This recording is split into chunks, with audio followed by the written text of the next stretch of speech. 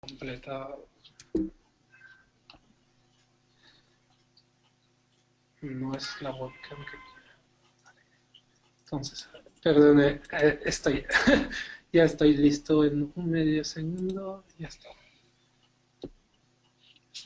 Lo que vamos a hablar hoy, y lo comentaba Luis Ángel, y de hecho gracias, que no os he nombrado, pero gracias por la invitación, obviamente a Carlos también, gracias a Condos por invitarme, que me gusta mucho hablar de este tema y me alegra mucho hacerlo en este contexto con espectadores del mundo digital, de los negocios online, que pues es a lo que me dedico. A la vez estoy en el mundo creativo porque nuestro servicio, lo que damos son contenidos creativos para diseñadores, para empresas que quieren mejorar su imagen, pero claro, lo hacemos a través de una plataforma online con toda esa cultura internet que tenemos también desde Fotoria, que empecé en Fotoria hace casi 10 años y era una startup de unas 10 personas. Entonces,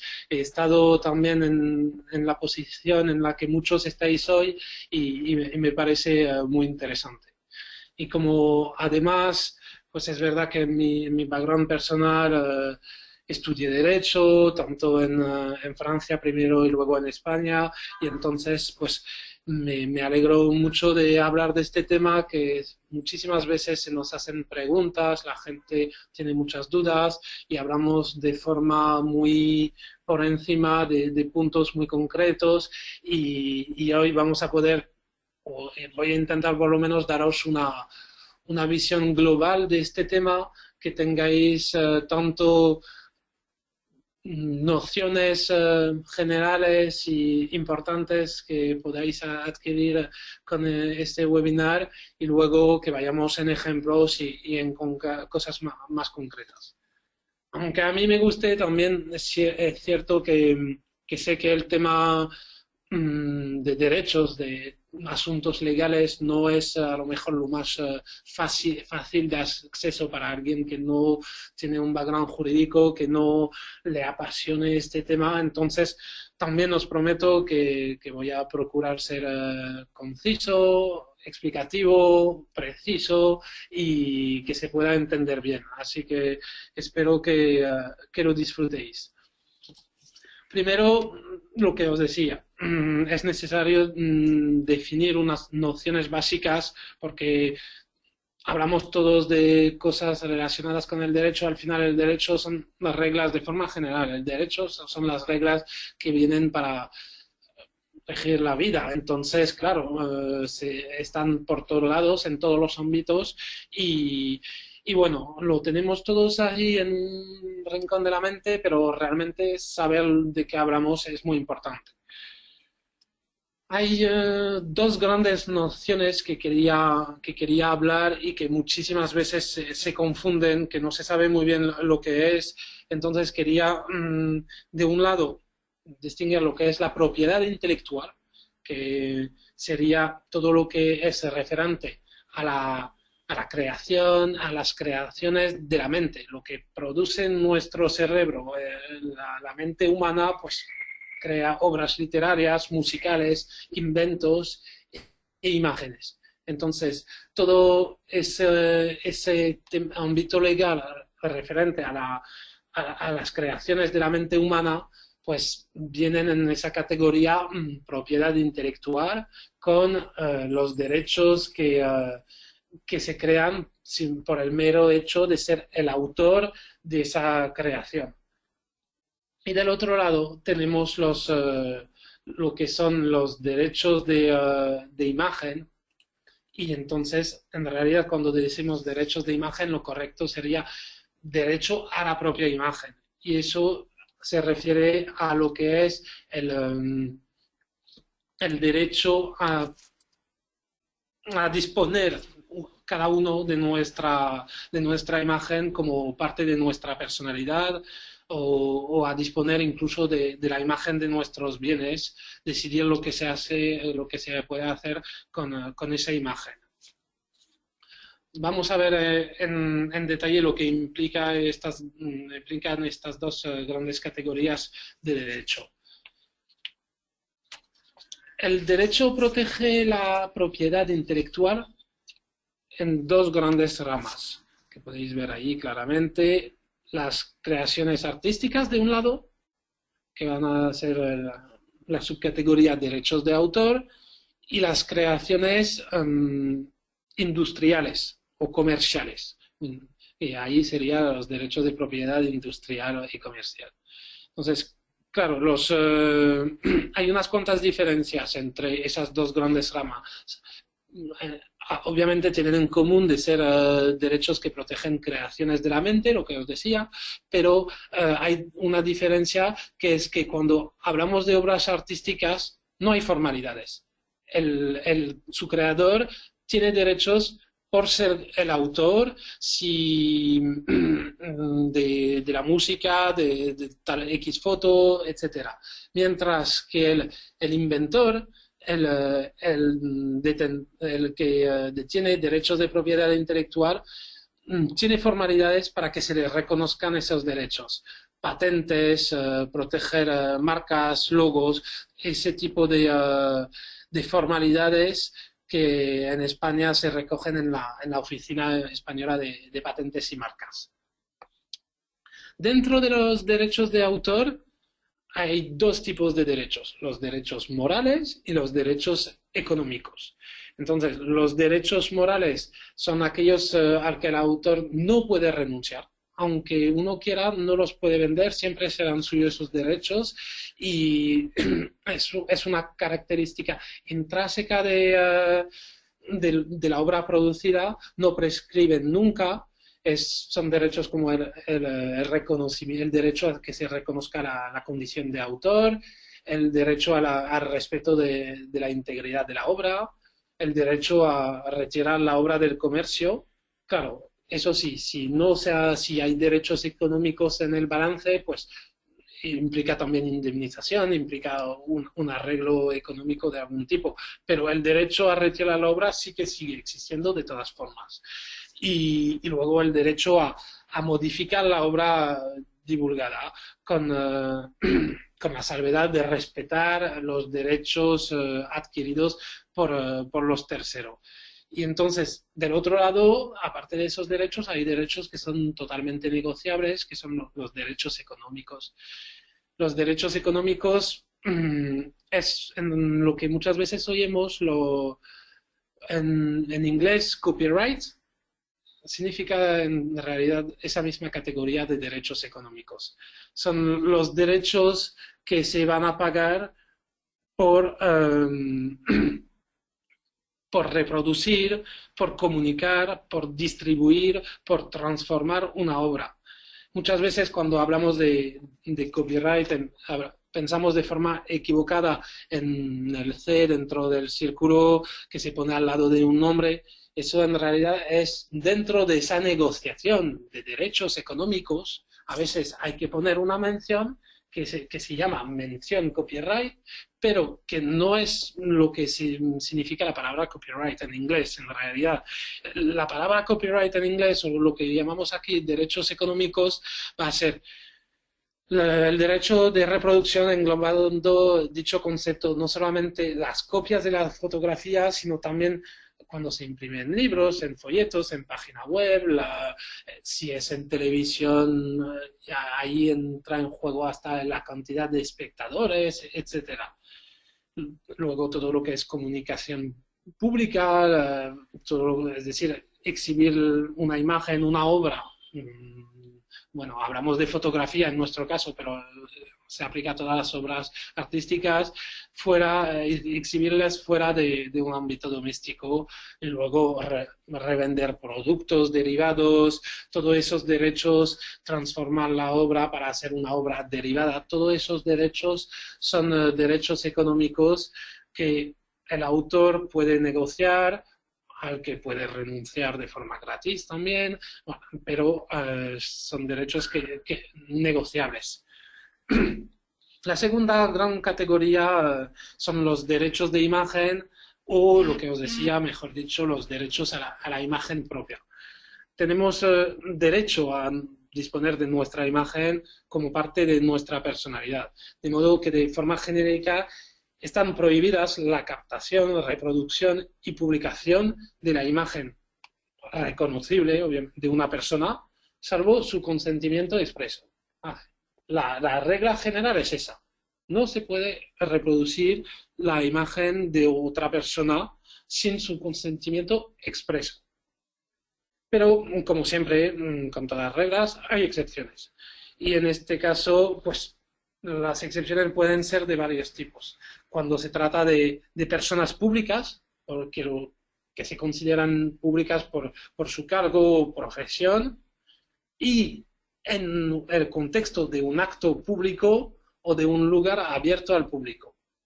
Allí no necesitan su consentimiento expreso, lo típico pues eso, de un cargo electo en un mitin político. Eso no requiere ningún tipo de consentimiento de la persona. La segunda excepción sería cuando hay un interés informativo, cuando se trata de información gráfica sobre un hecho, un evento, prevalece en ese caso, porque hay conflicto, pues en ese caso se hace prevalecer el derecho a la información. Si la información, pero con la condición, obviamente, de que la información sea veraz y de interés público. Allí está el caso de, claro,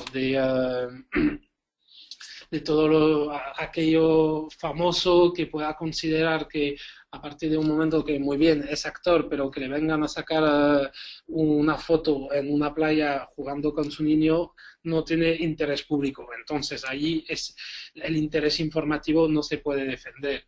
Del otro lado, si es para vehicular una mentira, si hay falsedad en la transmisión de la información, también hace que esa excepción no se pueda aplicar. Y la tercera excepción a ese derecho general sería el derecho a la parodia, que lo veremos también, pero también es un derecho que está aquí. Lo que nos interesa aquí, particularmente para mi actividad desde Fotorea y vosotros en usos de imágenes en blog, en páginas web, en contextos profesionales, son los derechos de autor y los derechos a la propia imagen. Es decir, cómo utilizar imágenes respetando los derechos de los autores, de las personas que aparecen en las fotos y de los propietarios de los bienes que aparecen en las fotos. Esas tres grandes dudas que tenemos que resolver para cumplir el objetivo de ese webinar, que es utilizar imágenes sin riesgo legal. Vamos a ver uno por uno las precauciones que uno debe tener con los derechos de autor.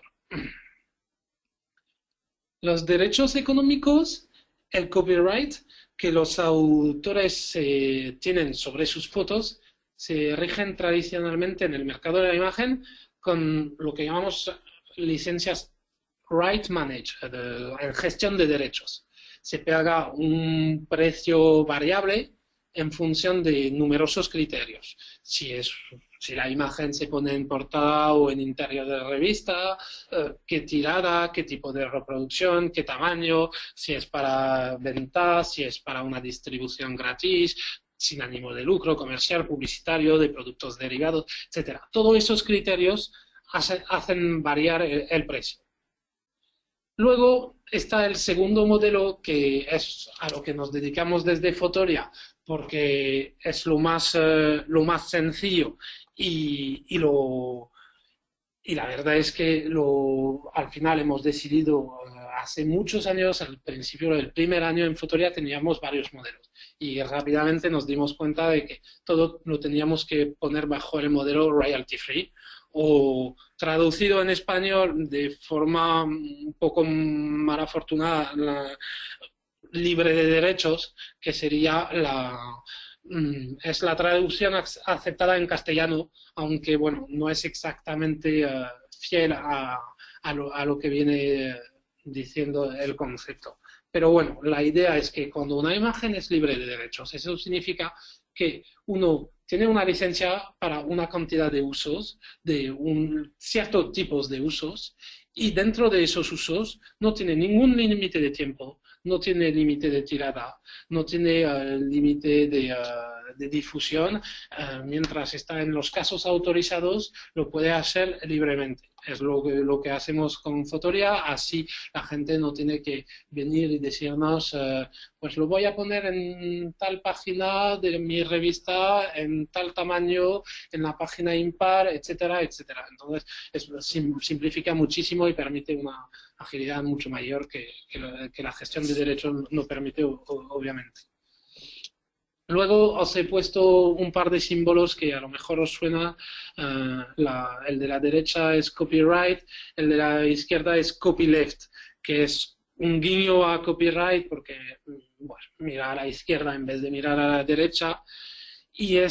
Pero se quiere oponer a la idea de copyright porque en vez de copyright, ¿os acordáis que os decía que son los derechos económicos? Pues el copyleft, la idea es que el autor renuncia a ciertos derechos, renuncia a sus derechos económicos de reproducción o de distribución.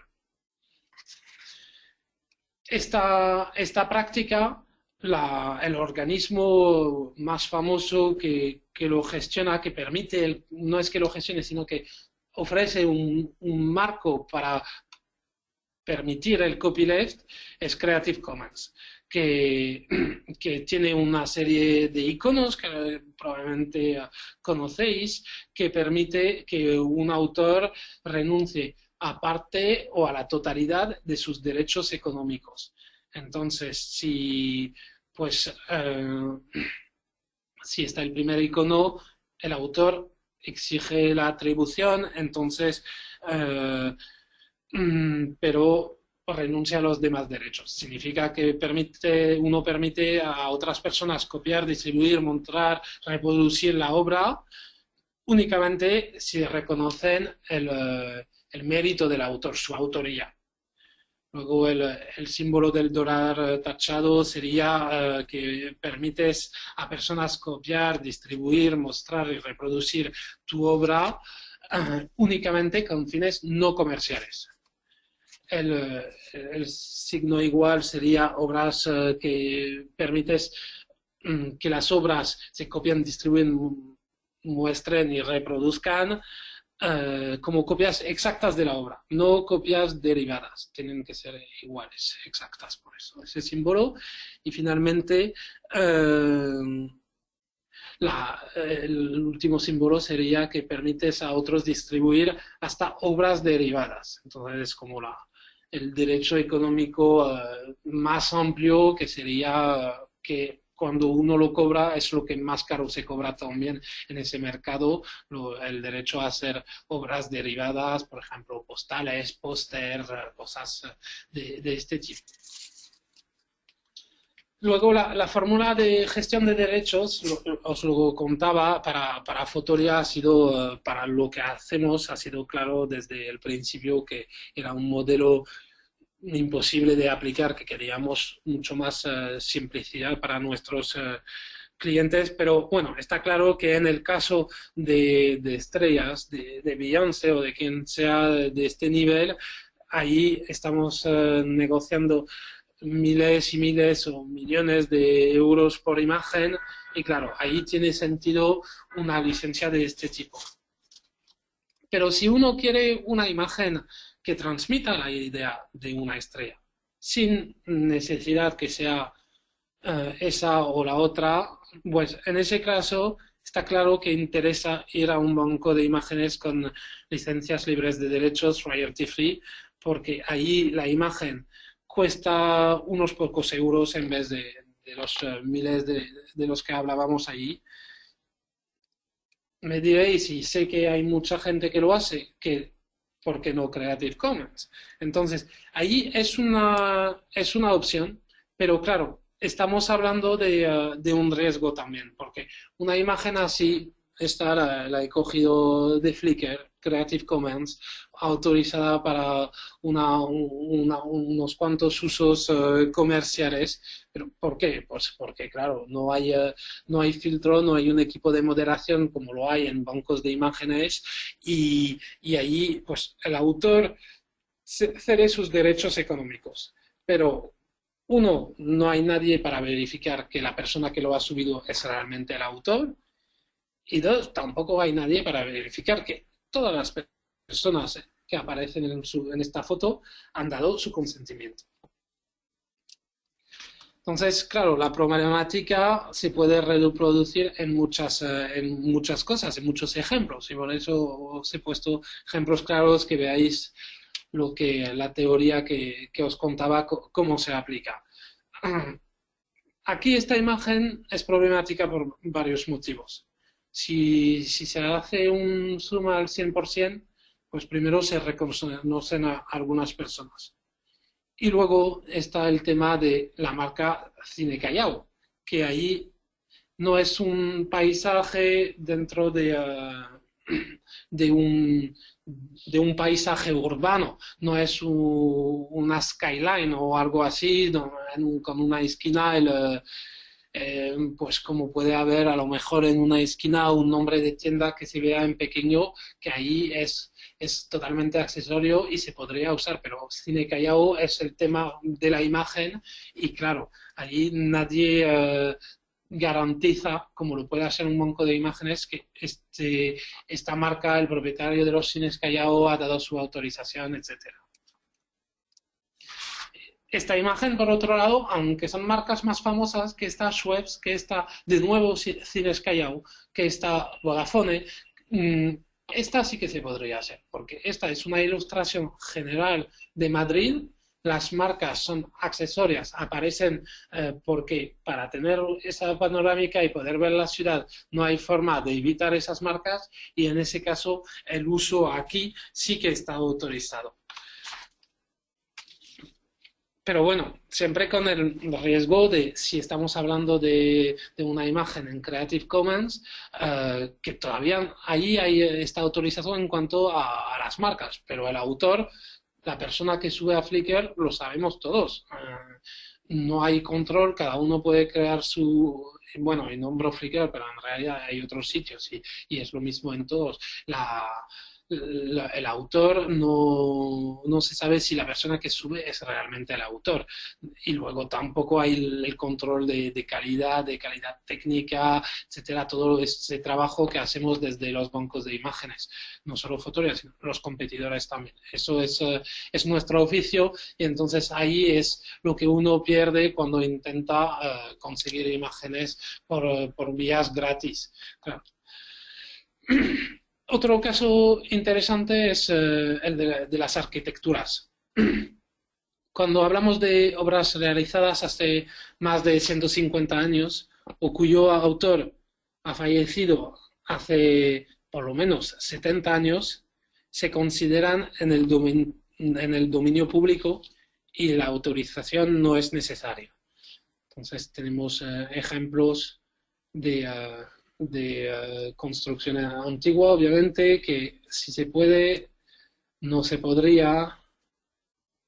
Ahí sí se podría porque estamos hablando de un paisaje global y no se está centrando la foto en las mismas torres que ahí sí se estaba centrando. La Torre Eiffel también por antigüedad se puede, porque ahí estamos hablando de la empresa, ahí es la empresa constructora que lo ha construido hace más de 150 años y entonces ahí sí que está autorizado, aunque no está autorizado de noche porque la iluminación, que es de la Compañía Pública de Electricidad Francesa, está protegida a su vez por derechos de propiedad intelectual y entonces de noche no se puede vender, fotografiar y utilizar una imagen sin la autorización de esta empresa eléctrica. Ahí es de noche, pero sin la iluminación, entonces sí, todavía se puede. Y luego, claro, cuando uno no puede con foto, pues quedan darle vueltas al tema e intentar evitar la prohibición. Ahí también se puede, ya lo estábamos comentando, por tema de ser un paisaje global y pues quieres una panorámica de noche de París. En muchísimos barrios es bastante complicado evitar la Torre Eiffel. Pasamos a la siguiente gran categoría, que serían los derechos de imagen y en particular el derecho a la propia imagen. Uh, tenemos derecho a disponer de nuestra imagen y también de la imagen de los bienes que nos pertenecen. Pero también esos derechos se enfrentan a otros derechos, se enfrentan al derecho a la información en particular, en todo lo que son personas públicas, acto en público, cuando hay interés informativo, etcétera. Entonces ahí la regla es esa y luego es de cierta forma, cada medio de comunicación, cada vez que publica una imagen de una persona famosa o de una persona pública, se debería, y los profesionales de verdad lo hacen, se preguntan, ¿hay un interés informativo en publicar eso? ¿Es una persona pública en un acto público?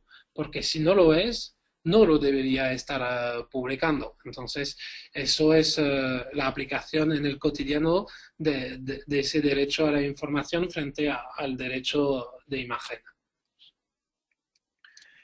Y luego está el derecho a la parodia, que la excepción de parodia tiene a su vez una excepción, no sé si os suena la famosa portada del Jueves, censurada en 2007 con los entonces príncipes de Asturias en posición sexual.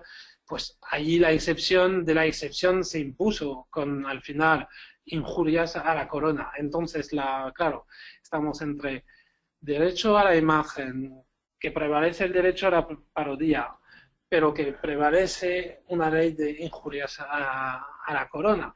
Entonces, claro, el límite es complicado cuando se trata de derecho a la parodia. Luego estamos hablando de que aparte de excepciones hace falta más autorizaciones. Entonces estamos hablando de autorizaciones de los modelos mismos para que se pueda vender, usar en contexto comercial como en Fotoria. Si son menores de edad de sus dos padres, bueno, legalmente un padre el padre o la madre es suficiente, pero desde Fotoria pedimos los dos representantes legales porque con la cantidad de divorcios, de familias monoparentales, complica muchas veces las cosas. Entonces, ¿qué autorizaciones se necesitan? La del autor, sí. La del modelo, sí, sí se reconoce.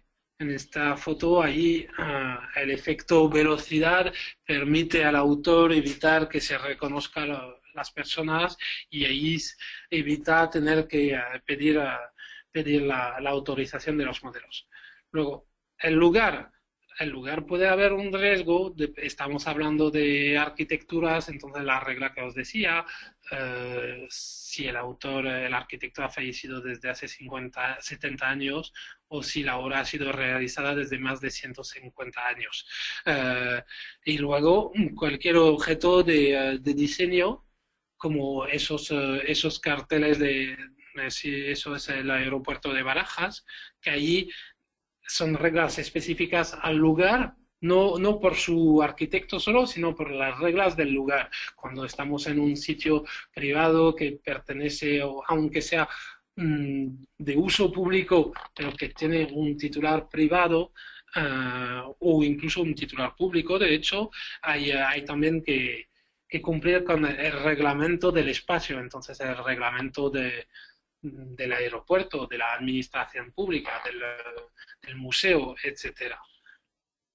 Entonces, esa imagen sí que la podemos vender por el hecho de que los modelos no se reconocen, que el autor la ha puesto a la venta, obviamente, lo controlamos, y que el aeropuerto de Barajas no impide este tipo de prácticas.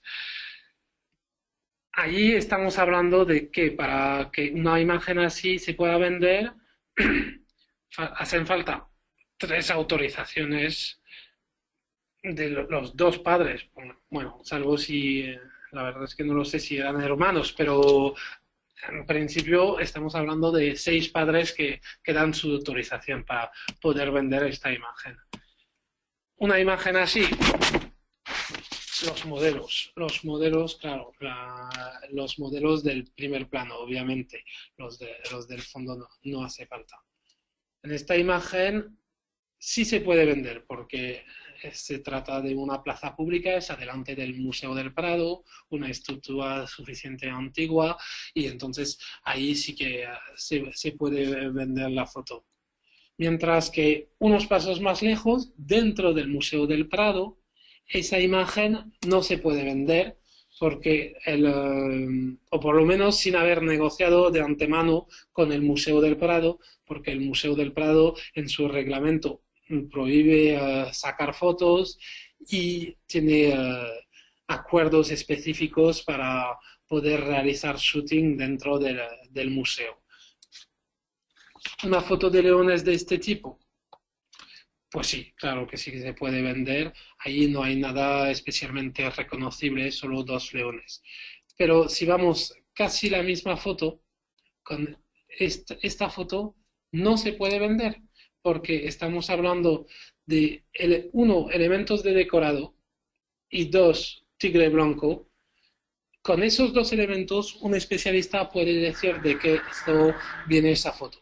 Basta con que un especialista sea capaz de identificar el origen de la foto para que se requiera la autorización del dueño, en ese caso del dueño del zoo. Esta señal está protegida, no se puede vender, mientras que casi la misma, ahí, porque ha sido cedida por su creador, está en el dominio público y sí se puede vender esta foto. Entonces, os he dejado esos ejemplos un poco curiosos para ver si os inspiraba y bueno, pues acabando con eso, os quería proponer realizar de vuestro lado preguntas y que os pueda ayudar si tenéis necesidad de algunas precisiones. Aquí estoy a vuestra disposición. Bueno, Charles, eh, la verdad es que nos hemos quedado bastante sorprendidos. Seguro que hemos aprendido un montón, cosas que no esperábamos sobre el tema de derechos de imagen. Nos los has presentado y está muy bien. Están las preguntas que hierven. Tenemos un montón aquí, tenemos unas cuantas aquí. Si te parece, te las voy a trasladar. ¿Vale? Pues Muy empezamos. bien, adelante. Esta es de Isabel, dice, además de Creative Commons, ¿hay otras licencias copyleft? Eh, yo que conozca de forma tan sistematizada, solo conozco Creative Commons que tenga un sistema tan claro. Existen modelos, porque claro, al final son simplemente contratos. Lo que hace Creative Commons es poner a disposición unos modelos muy genéricos que se adaptan a todos los casos. Entonces, claro, luego sí que existen un montón de fórmulas para uno renunciar a sus derechos económicos, desde ir a ver su abogado y decirle que si le hace un simple acuerdo básico, hasta cada uno escribir en una hoja, te cedo tal derecho para que tal tipo de uso, puede ser muy personalizado, que es lo que se hacía de toda la vida. Creative Commons da una estructura general para hacerlo en millones de casos. Eso es muy bueno y creo que es un servicio a la ciudadanía que han hecho.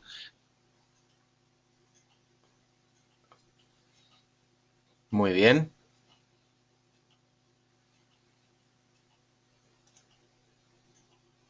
Pero, Isabel. Muy bien.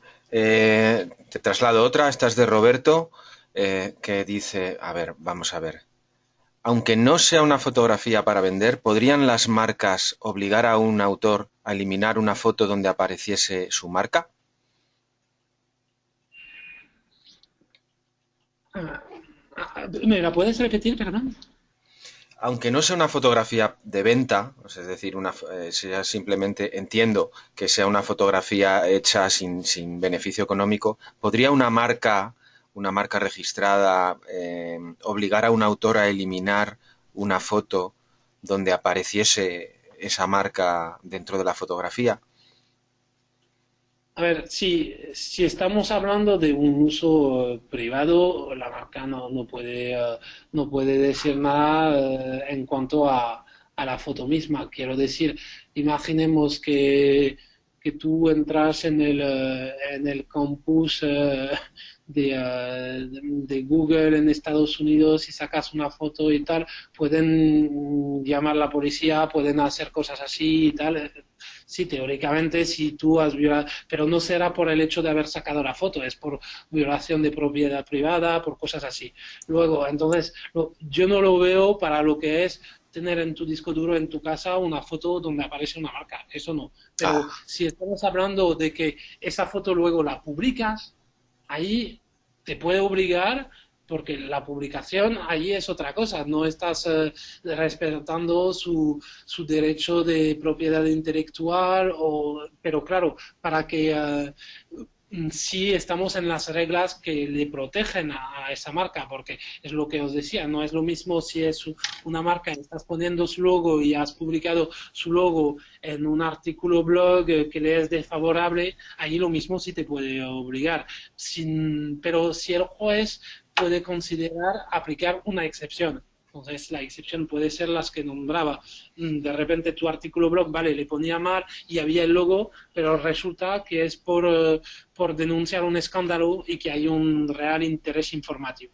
Entonces, ahí el juez te daría razón por el derecho a la información. Si resulta que no era, el logo era dentro de un paisaje con un logo en una esquina. Ahí, dentro de eso, tampoco se aplicaría la propiedad, la regla de proteger la marca, porque, claro, ahí estamos hablando del simplemente derecho a publicar fotos de espacios públicos, de un paisaje, de cosas así. Entonces, claro, depende del caso concreto. Contestar en general es complicado sin ver la imagen, sin ver dónde sale claro. y al lado de qué sale. Todo cuenta. Claro, efectivamente. Vale, yo creo que quedó claro. Vamos con otra pregunta que es muy interesante. En el caso, por ejemplo, de un fotógrafo de bodas, ¿no podría hacer un reportaje de bodas delante del Guggenheim de Bilbao? Mm, ahí a ver, sí, porque, a ver, estamos hablando la pregunta es qué uso se le va a dar luego a la sesión hecha con los novios. Porque si estamos hablando de un fotógrafo que hace eso para los novios exclusivamente, le encargan los novios, etcétera, delante del Guggenheim, pues luego se va a hacer un uso privado. Entonces, no se vulnera los derechos económicos del Guggenheim y de su arquitecto. Mientras que si en vez de ser un fotógrafo que lo hace simplemente por los novios, se trata del fotógrafo de la marca de vestidos de novia que está haciendo el shooting para el catálogo de la marca, ahí sí que estaría prohibido y sí que necesitaría la autorización del Guggenheim, porque no es tampoco, no es ponerse en cualquier punto de Bilbao y tener el Guggenheim en una esquina, es ponerse adelante del Guggenheim y tenerlo como elemento esencial de ese shooting. Entonces ahí se aprovecha la imagen del Guggenheim y ahí se necesita el acuerdo de su arquitecto y del museo. Pues la verdad es que hay que tener en cuenta un montón de matices que antes no nos dábamos cuenta que era tan complejo este tema. Si quieres, vamos con la última pregunta. Esta es de Isabel. ¿Cómo saber antes de sacar una foto si se puede o no hacer? ¿O está prohibido? Como por ejemplo la Torre Eiffel de noche. Esta es muy buena.